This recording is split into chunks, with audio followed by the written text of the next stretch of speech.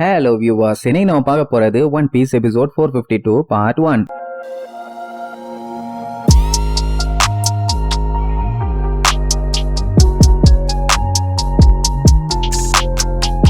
Open பண்ணா போன பாட்டுல அந்த ஷிரியோக்கு முன்னாடி யாரோ படுத்திருந்தாங்கல்ல, அது வேற யாரும் இல்ல, அந்த பிளாக் பியர்டு தான். அவனுங்க எல்லாம் விஷத்தால சாக கடந்தானுங்க. அவங்க எல்லாத்துக்குமே ஆன்டிரோட கொடுத்து அவங்கள காப்பாத்திட்டான். நான் மட்டும் வரலன்னா நீங்க எல்லாம் செத்துருப்பீங்கடான்னு சொல்லுவான். ஆனா அவனுங்க அதான் வந்துட்டு இல்ல, நாங்க உயிரோட இருக்கோம்ல, எங்க விதியை யாராலையும் மாத்த முடியாது, சாவணும்னு இருந்தா கண்டிப்பா சாவோம், இல்லன்னா அடுத்தவனா தான் சகடிப்போன்னு சொல்லி டைலாக் எல்லாம் கொஞ்சம் பயங்கரமா தான் பேசுவானுங்க. பிளாக் பியர்லாம் நாங்கெல்லாம் அந்தந்த மொமெண்ட்டுக்கு தான் வாழ்வோம், அப்படித்தானே ஷிரியோமா. அவன் எல்லா டீமுமே அவங்க பாஸ பார்த்து சந்தோஷப்படுவானுங்க. அதுக்கப்புறம் பிளாக் பியர்டு போகும்போது ஷிரியோக்கு தேங்க்யூ சொல்லுவான். இவன் இல்லன்னா அவன் இங்க இல்ல, அதனால நன்றி கடன் பண்றேன். அண்ட் இன்னொரு மேட்டர் என்னன்னா, அந்த ஷிரியோ பிளாக் பியர்டோட கேங்ல வந்து சேர்ந்துக்கிட்டான். அதுக்காண்டி வெல்கம் எல்லாம் பண்ணுவானுங்க. ஏன் வந்தான்னா, இதுக்கப்புறம் இந்த ஜெயில இவனோட ஃபியூச்சர் இல்லன்னு அவனுக்கு நல்லா தெரிஞ்சு போச்சு. எப்படியும் இனி இங்க இருந்தா அந்த வார்டன் இவனை தூக்கி ஜெயில தான் போடுவான். எதுக்கு இந்த தேவையில்லாத வேலை, பேசாம இந்த மாதிரி காட்டாம கூட போயிடலாமே. ஆல்ரெடி இந்த மாதிரி ஆளுகெல்லாம் சிக்குவாங்களான்னு வெயிட்டிங்ல இருந்தான், இப்ப சிக்கிட்டானுங்க, இனி போக வேண்டியதானே. சோ வந்த பிளாக் பியர்டு ஒரு ஆளை சேர்த்திட்டு அங்க இருந்து கிளம்பியாச்சு. அப்படியே கட் பண்ணி இங்க நம்ம ஆளுகளை காட்டுறாங்க. கேட்டை தாண்டி ஒரு வழியா வந்தாச்சு. ஆனா இப்ப இவங்க போயிட்டு இருக்கிறது வேர்ல்டு கவர்மெண்டோட டப் கரண்ட்ல, அதாவது அதுவே இழுத்துட்டு போகும். இவங்க எல்லாம் ஒண்ணும் பண்ண முடியாது. கப்பல்ல பார்த்தா பகி எல்லாத்தோடையும் சேர்ந்து ஜாலியா சரக்கு அடிப்பான். சாப்பாடெல்லாம் நல்லா வெளுத்து கட்டுவானுங்க. சொல்ல போனா டான்ஸ் எல்லாம் ஆடி நல்லா என்ஜாய்மெண்ட். பின்ன அவ்வளவுதான், இந்த வாழ்க்கையே போச்சு, இந்த நரகத்துலதான் இனிமேட்டு வாழ போறோம்னு நினைச்சுக்கிட்டு இருந்தானுங்க. ஆனா எப்படியோ தப்பிச்சு வந்துட்டானுங்கல்ல, அந்த சந்தோஷத்துல ரொம்பவும் ஜாலியா என்ஜாய் பண்ணிட்டு இருக்கானுங்க. அதே நேரம் இங்க இன்னும் சும்மா பாய்சனால அட்டாக் ஆனால அவனுக்கு முடிஞ்ச அளவுக்கு நம்ம இவான் ட்ரீட்மெண்ட் கொடுத்து வச்சாச்சு. ஆனா இதுக்கப்புறம் அவனை எதிர்பார்க்க முடியாது. ஏன் அப்படின்னா, இப்ப நம்ம இவானையும் அந்த பாய்சன் அஃபெக்ட் பண்ணுச்சு. அவனோட ஹீலிங் ஹார்மோனை வச்சு அவனே எஸ்கேப் ஆயிட்டான். அதுவும் சும்மா இல்ல, அவனோட வாழ்க்கையை சில வருஷங்களை அழிச்சுதான் அவனோட உயிரை காப்பாத்தி இருக்கான். அண்ட் இதோட சைடு எஃபெக்ட்டுமே வேற லெவல்ல இருக்கும். அதே மாதிரி இன்னசுமாக்கும் பண்ணா சரிப்பட்டு வராது. சோ இப்போதைக்கு அவனுக்கு ட்ரீட்மெண்ட் கொடுத்து நேச்சராவே ரெக்கவர் ஆகட்டும்னு சொல்லி தான் படுக வச்சிருக்கானுங்க. மத்தபடி பொழைச்சுக்குவான், சாவலாம் மாட்டான். அவனால முடிஞ்ச அளவுக்கு கஷ்டப்பட்டு வேலையை பார்த்திருக்கான். இனிமேட்டெல்லாம் அவனை ரொம்ப தொலை பண்ணக்கூடாது. சோ பையன் ரெஸ்ட் எடுக்கட்டும்னு சொல்லி விட்டுருவாங்க. அப்படியே கட் பண்ணி மிஸ்டர் 3ஐயும் லூஃபியையும் காட்டுறாங்க. அவனுக்கு அந்த கேட் ஆஃப் ஜஸ்டிஸ பார்த்து தேம்பி தேம்பி அழுதுட்டு இருப்பானுங்க. ஏன்னா இவங்க போன் கிளேவை விட்டுட்டு வந்துட்டாங்களே, அவன் இவங்களுக்காண்டி எவ்வளவு பெரிய தியாகம் பண்ணி இருக்கான். இதெல்லாம் சின்ன விஷயமா? சரி இவனுக்கு மட்டும் தான் ஃபீல் பண்ணானு பார்த்தா அங்க ஒரு கூட்டமே ஃபீல் பண்ணும். போன்க்ளே உங்களை நாங்க மிஸ் பண்றோம் அப்படி இப்படின்னு. இப்படி எல்லாம் கதறி கதறி அவனை நினைச்சு ஃபீல் பண்ணி அழுதுட்டு இருக்கும் போது இந்த பகி என்ன பண்ணுவான், அப்படியே சரக போட்டுக்கிட்டு தள்ளாடிட்டே வந்து, டேய் எவ்வளவு நேரத்துக்குடா போனு மானுன்னு இருப்பீங்க, வாங்கடா வந்து என்ஜாய் பண்ணுங்க. அவன் செத்துட்டான்ல, அவன் ஷாவுக்கு நம்ம பார்ட்டி கொண்டாடலாம். அதாவது அவன் ஃபியூனரலை இவன் செலிப்ரேட் பண்றானாமா. இத சொல்லி அவன் கேவலமா சிரிச்சிட்டு இருந்தவன அம்புட்டுவதுக்கு செம்ம காண்டாயிருச்சு. எல்லாரும் முறைக்க மட்டும் தான் செய்வாங்க. ஆனா லூஃபி தான் வந்த வேகத்துக்கு மூஞ்சில ஒரே குத்து, அப்படியே தெரிச்சடிச்சு விழுவா. மூக்குல இருந்து ரத்தம் பீச்சுக்கிட்டு அடிக்கும். அட லூஃபிக்கு என்ன காண்டுன்னா, அவன் செத்துட்டானா இல்லையான்னு கூட தெரியல, அதுக்குள்ள அவனுக்கு ஃபியூனரல் நடத்தணும்னு சொன்னான்னா காண்டாகுமா இல்லையா? அண்டா மூக்கா வந்தனா அடுத்து வாயிலே மிதிப்பேன்.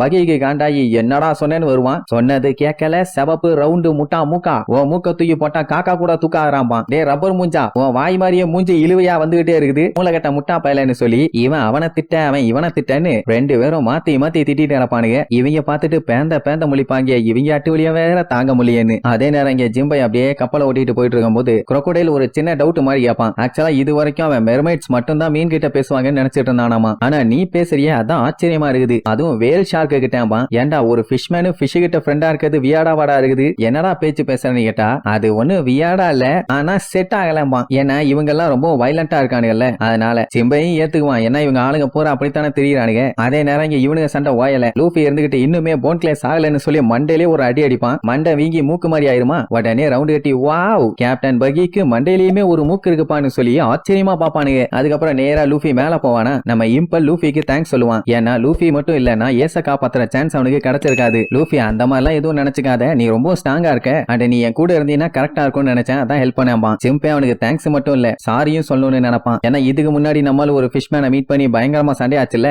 அதான் அர்லாங்கு. அவன் அந்த மாதிரி மோசமா நடந்துகிட்டதுக்கு இவன் மன்னிப்பு கேட்கறானாமா. சரி ஓகே இன்னைக்கு நமக்கு முக்கியமான வேலை இருக்குன்னு சொல்லி இப்பதான் அவனை பத்தி கம்ப்ளீட்டா இன்ட்ரோடியூஸ் பண்ணுவான். என் பேரு ஜிம்பை அண்ட் நான் ஒரு வார்லாடு, அண்ட் அது மட்டும் இல்லாம கண்டிப்பா என்னோட டைட்டில் அவங்க நேரத்துக்கு பறிச்சிருப்பாங்க. கண்டிப்பா நம்ம நேவி ஹெட் குவார்டர்ஸ்க்கு போய் அவங்க எல்லாத்தையும் போலன்னு பொலந்து ஏச காப்பாத்தி போன்க்ளேவோட எக்ஸ்பெக்டேஷனுக்கு ஏத்த மாதிரி எல்லாத்தையும் பண்ணுவான். பானா பகியும் லூஃபியும் இவன் வார்லாடுங்கிற உண்மையை கேட்ட உடனே செம ஷாக்காய் அப்படியே பொத்துன்னு விழுவானுங்க. ஏன்னா இந்த விஷயத்த அவனுக்கு கொஞ்சம் கூட எதிர்பார்க்கவே இல்ல. இவங்க மட்டும் இல்ல, அங்க இருக்க மொத்த பேருமே ஷாக்காயி பேன்னு பேந்த பேந்த முழிப்பானுங்க. இப்ப மேட்டர் என்னன்னா வார்லாடு எல்லாமே ஓகே தான், ஆனா நேவி ஹெட் குவார்டர்ஸ்க்கு போறனால அதைத்தான் யாராலையும் ஏத்துக்க முடியல. உண்மையை சொல்லடா நம்ம அங்கதான் போறோமான்னு கேட்டா ஆமாம்பா. பகிக்கெல்லாம் செமையா ஷாக்கா போட்டு மூளைகட்ட முட்டாப்பாளிகளா ஒயிட் பியர்டுக்கும் நேவிக்கும் அங்க ஒரு பெரிய கலவரம் நடக்க போகுதுடா, போய் மாட்டுனா நம்ம எல்லாத்துக்கும் தண்டனக்காதான், ஏன் இந்த மாதிரி வேலையை பண்றீங்கன்னு கேட்டா குரோக்கோடைல் இருந்துட்டு டேய் லூசாடா நீ எங்க போறோம்னு தெரியாம இருந்தீங்கன்னா அது உன்னோட தப்பு. ஆக்சுவலா நம்ம அந்த கேட் ஆஃப் ஜஸ்டிஸ தாண்ட உடனே அந்த கவர்மெண்டோட டப் கரண்ட்ல வந்து மாட்டிக்குவோம். அது எங்க போவோம்னா ஒன்னு எனிஸ் லாபிக்கு போகணும், இல்லன்னா நேவி ஹெட் குவார்டர்ஸ்க்கு போகணும். எனிஸ் லாபியா ஆல்ரெடி காலி பண்ணியாச்சு, அங்க போய் இவங்களுக்கு எந்த யூஸும் இல்ல. சோ இனி பேலன்ஸ் இருக்கிறது நேவி ஹெட் குவார்டர்ஸ் தான். அங்க போறதுக்கு நீ எல்லாம் எதுவும் பண்ணணும்னு அவசியமே இல்ல, அது ஆட்டோமேட்டிக்கா நம்மள அழகா கூட்டு போய் அங்க விட்டுரும். நீ ஆசைப்பட்டாலும் படாட்டியும் கண்டிப்பா நம்ம அந்த போர்ல சண்டை போட்டுதான் ஆகணும், வேற வழியே இல்லாமா.